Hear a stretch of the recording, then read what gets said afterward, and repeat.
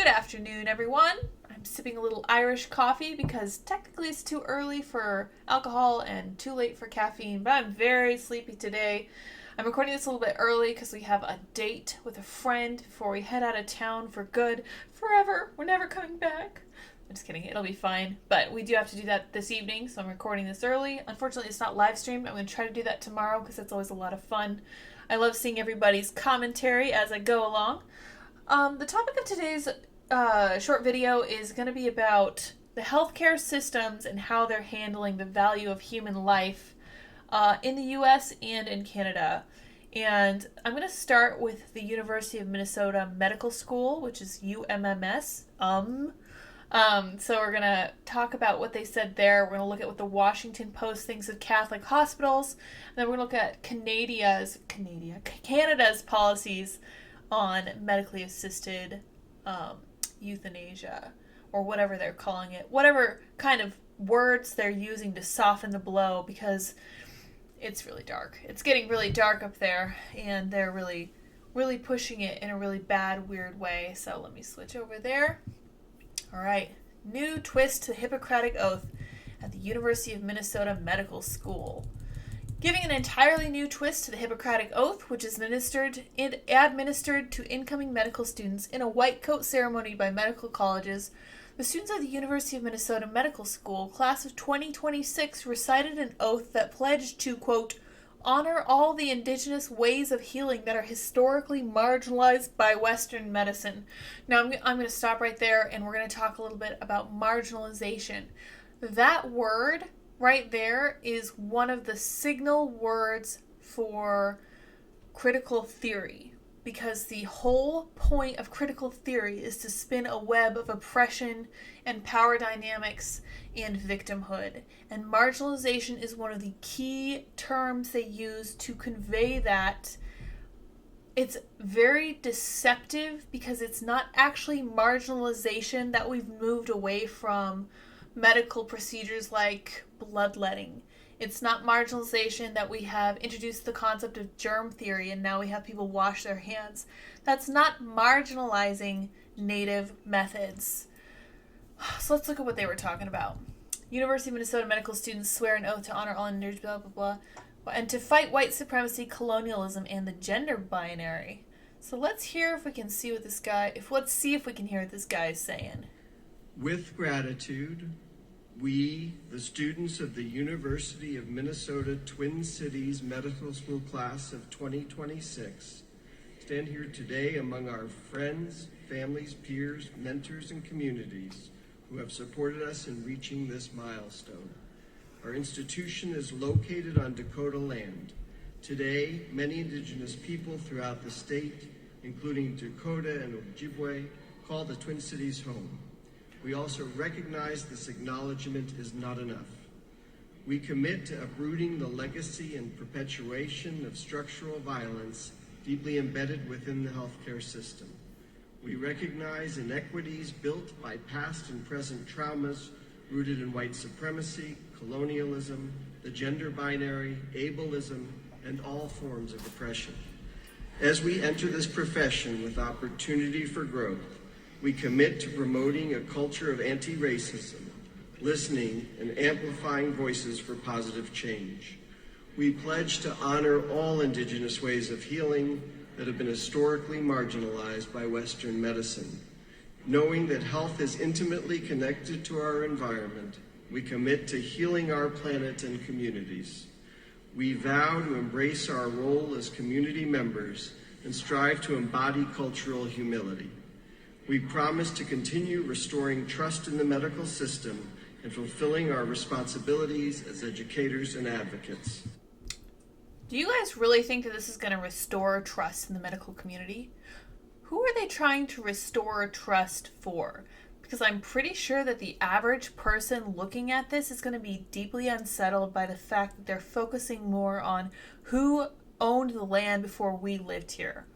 And Matt Walsh made the very salient point that there is no land in the world that has not been fought and bled for. There is no land anywhere. It's all been conquered. It's all been taken. It's all been colonized. There we go. I'm sorry, guys. I can't talk today. My excuse is that I'm sleepy, but just bear with me. This is like a master class in critical theory speak. He's talking about marginalization, he's talking about power structure, he's talking about all this stuff. It has always been super interesting to me that they talk so much about power dynamics.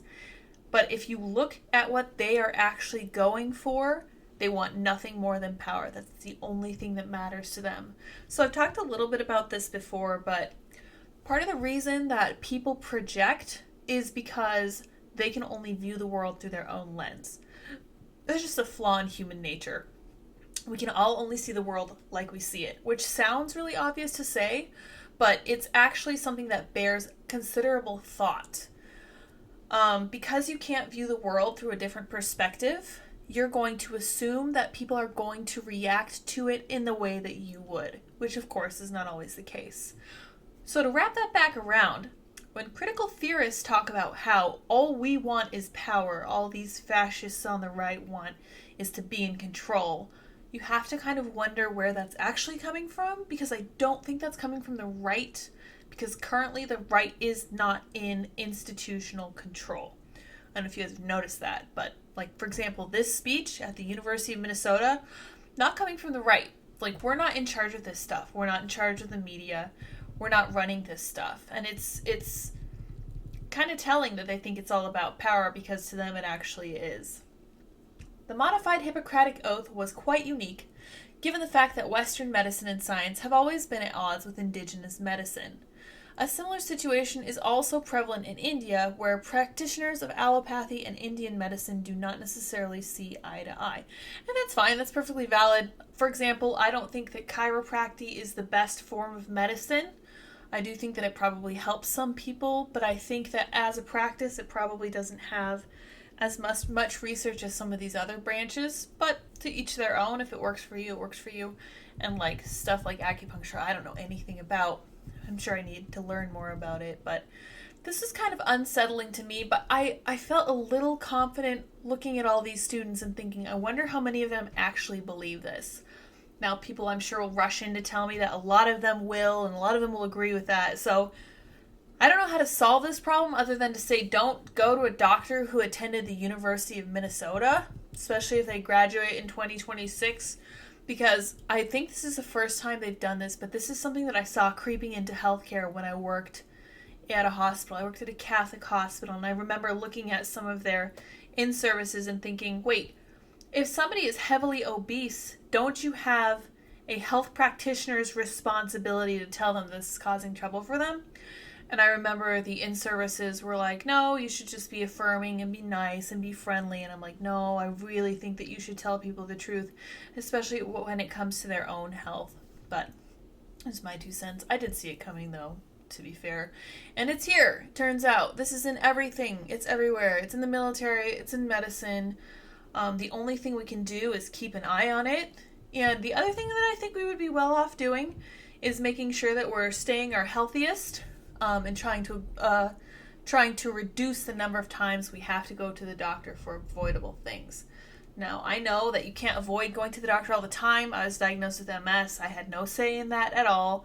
I was a healthy weight when I was diagnosed, and it just came out of nowhere. I think it has something to do with my family history, but I'm not sure. But again, I digress. Sometimes you can't avoid going to the doctor, but I think if we take good care of our health and kind of stay on top of things, it's going to make us less dependent on people who really think that we need to apologize for living on land that was once owned by other people. Very, very silly, very reductive way to look at the world.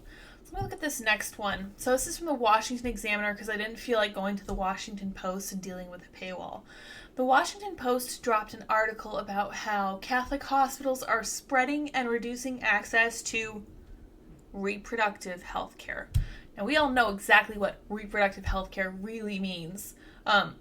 It's a little bit like gender-affirming healthcare. We should be calling it what it is.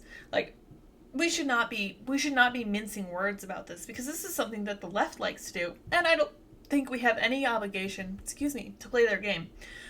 Let's see what they have to say. The Washington Post has joined in a broad culture war offensive to crush religious institutions that don't subscribe to elite morality. The headline of the latest Post article reads, "Spread of Catholic Hospitals Limits Reproductive Care Across the U.S." The sloppy subheading reads, Religious Doctrine Restricts Access to Abortion and Birth Control. And the editor who let this through tweets out a dark warning. Catholic health systems now control about 1 in 7 U.S. hospital beds, requiring religious doctrine to guide treatment, often to the surprise of patients. So, as I mentioned earlier, I used to work at a Catholic hospital. There are crucifixes on every single wall.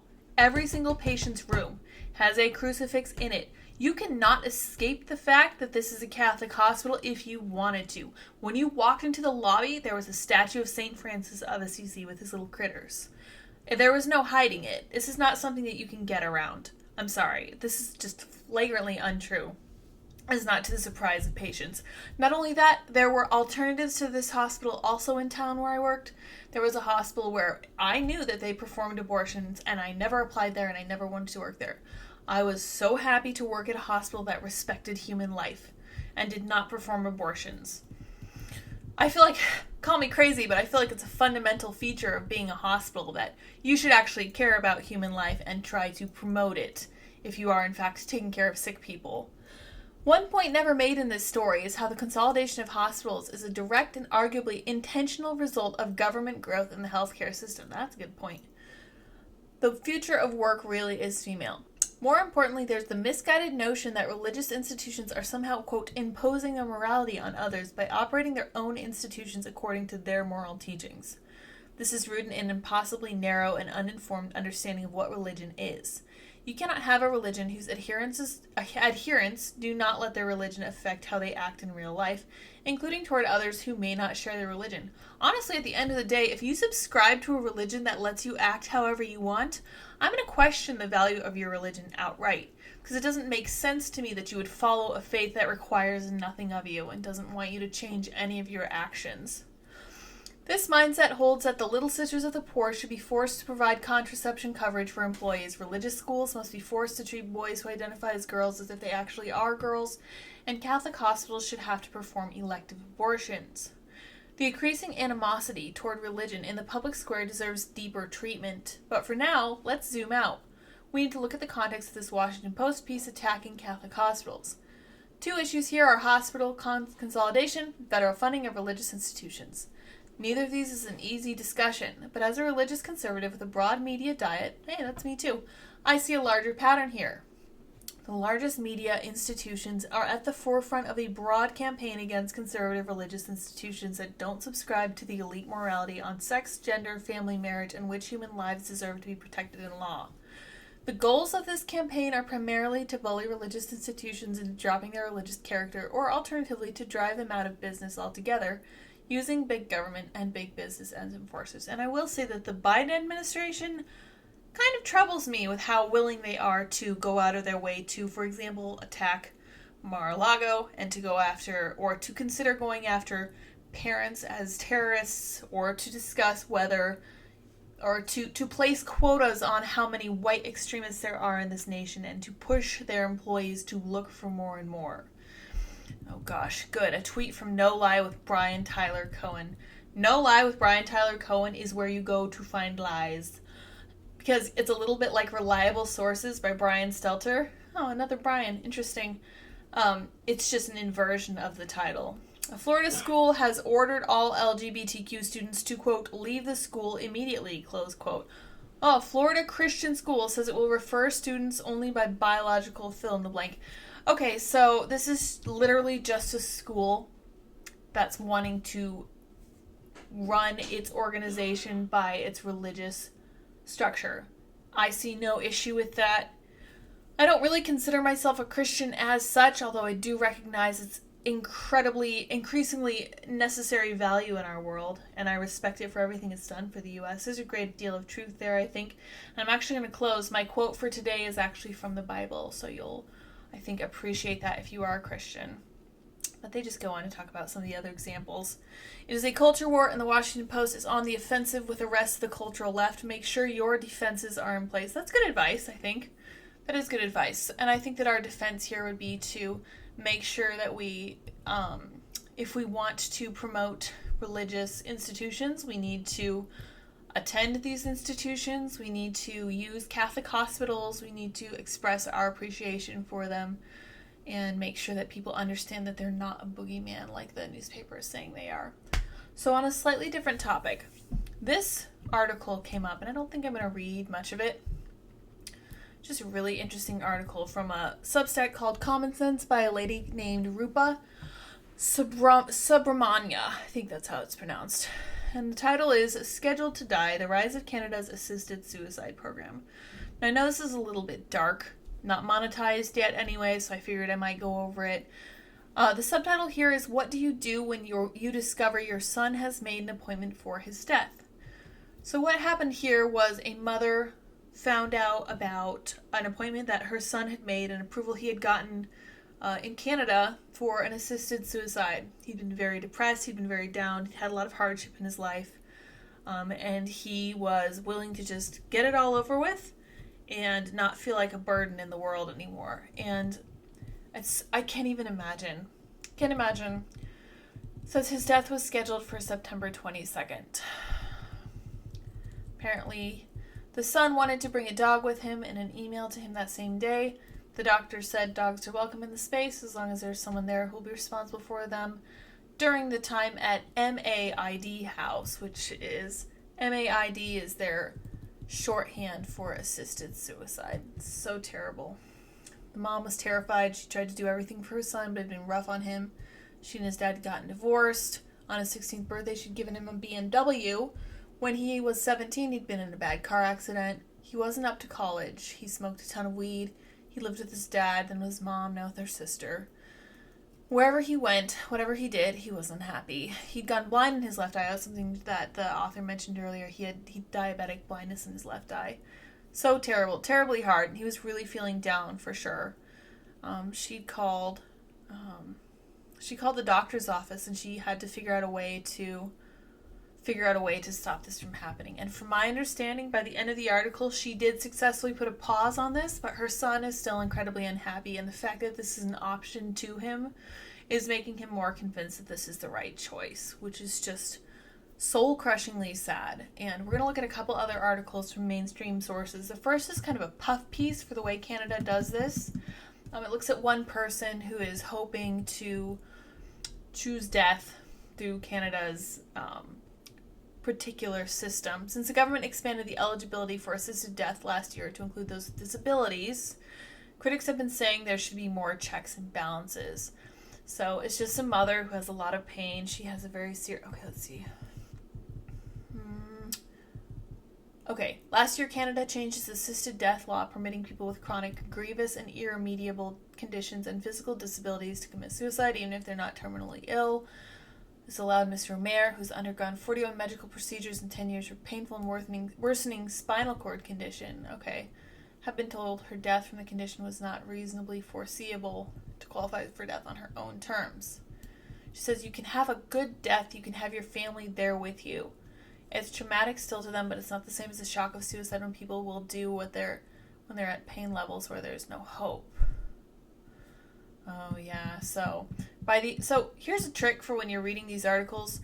A well-written piece will, at the very tail end of the article, give a kind of a summary and a re-encapsulation of their thesis. So I'd just like to go to the bottom of these and see what they have to say. She says, I wish they wouldn't speak for me. Okay, let me see. Ms. Romero says she had a message for people who want to add additional safeguards or roll back the system's scope by arguing that it's a threat to people with disabilities. I wish they wouldn't speak for me. She says assisted death is not something that somebody can be pushed into. It's a very difficult process to go through. It's not as easy as people think. So hold that thought, because we're going to go over to this next one.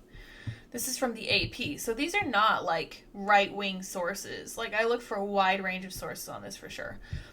Check this out. Experts are troubled by Canada's euthanasia law.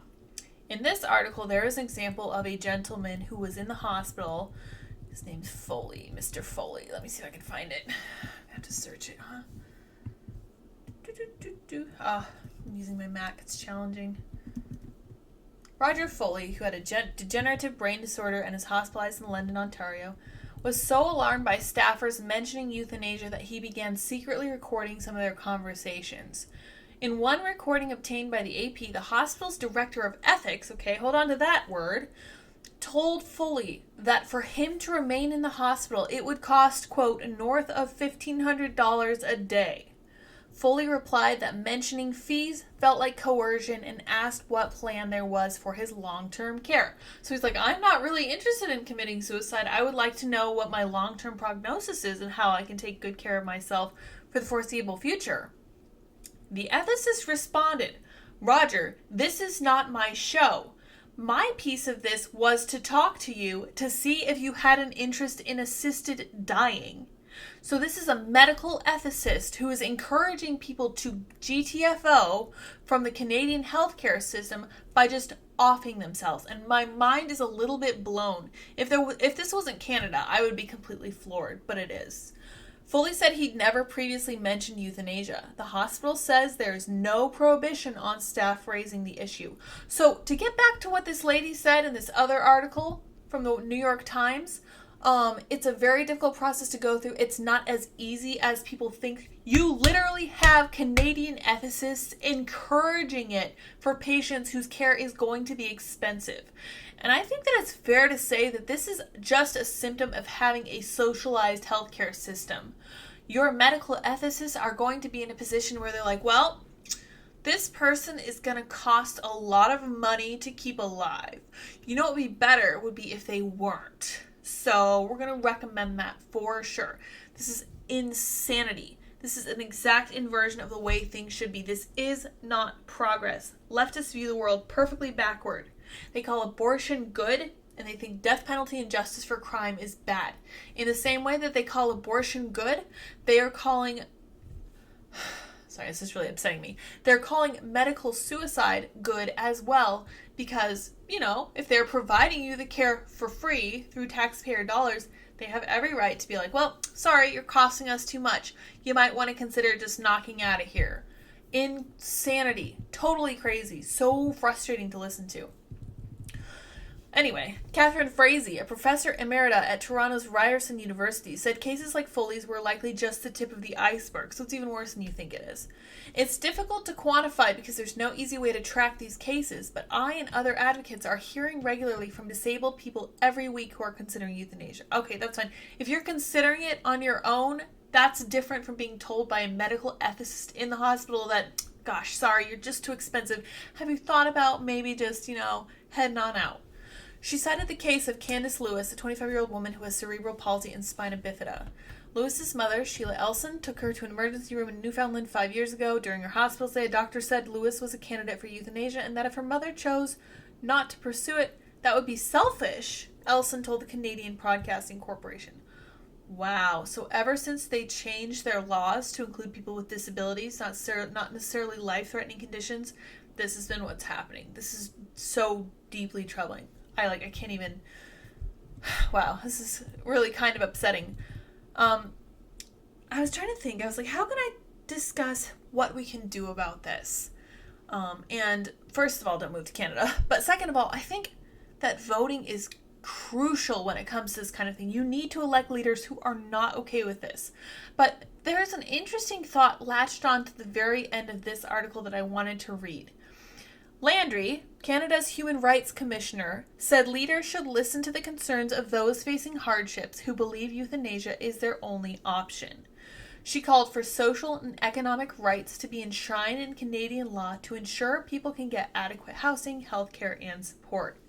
In an era where we recognize the right to die with dignity, we must do more to guarantee the right to live with dignity. And I actually think she has a very valid point. I know that life can be really hard. I worked in nursing homes, I worked in rehab centers, and I also worked in the cardiac unit at a Catholic hospital, as we talked about earlier in the video. I know how hard life can be. Camille Paglia has a wonderful quote that I keep wishing I could find. For whatever reason, I can't find it now. She talks about how a culture that is sufficiently wealthy has a right, or has a duty, has an obligation to people who require care to prioritize their help, people who can't do it for themselves. Very small children, very old people, people with very serious problems. And I think she's entirely correct. We have the capacity, and this circles back a little bit to the Catholic Church thing because so many people take pot shots at the church. And at the end of the day, it's just like, do you know who really cares about the life and well-being of people who are struggling? It's definitely the church. The church helps run, emergency or crisis pregnancy centers, and they help counsel people who are at death's door. Like, this is something they take very seriously. I feel like when Canada moved in the socialized medicine direction and away from the religious structure that the U.S. still kind of has, like we have a bunch of Catholic hospitals here, this is what they came up with. And I think that the Washington Post is pushing for exactly this kind of thing when they talk about how terrible it is that the Catholic Church is opening hospitals and having an influence in the American cultural conversation. We cannot get rid of our religious backbone, and we have to prioritize the health and well-being of people who need our help the most vulnerable among us, for sure. And I'll close with this. It's just a little one-off. A Canadian soldier with PTSD was outraged when the VA suggested euthanasia. So it's just more of the same that we saw in that last article. Canadian Armed Forces veteran suffering from post-traumatic stress disorder and a traumatic brain injury was offered medical assistance in dying, MAID, by an employee of Veterans Affairs Canada. So this is even more troubling than the last one, because in the last one it was a guy whose care was really costing the system a lot of money, and this is why the ethicist at the hospital was like, oh, are you sure you want to stick around much longer? This is a guy who had a TBI, traumatic brain injury, which is very workable. You can live with that. You can find ways to deal with it. It's not easy, but it's not the end of the world. And he has PTSD. And Tim did a video a while ago about a lady who was 23 who survived a suicide bombing, and she had chosen to be euthanized. She was only 23 years old. It was terribly sad. This is just more of the same. So as far as I can tell you, this just stems from our lack of respect for human life before birth.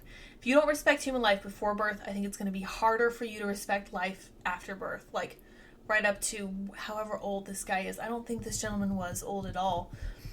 He called the VAC seeking support for PTSD. So he's like, okay, I got a problem. I'd actually like some help. I'd like to improve my life. And they're just like, well, have you considered not being alive?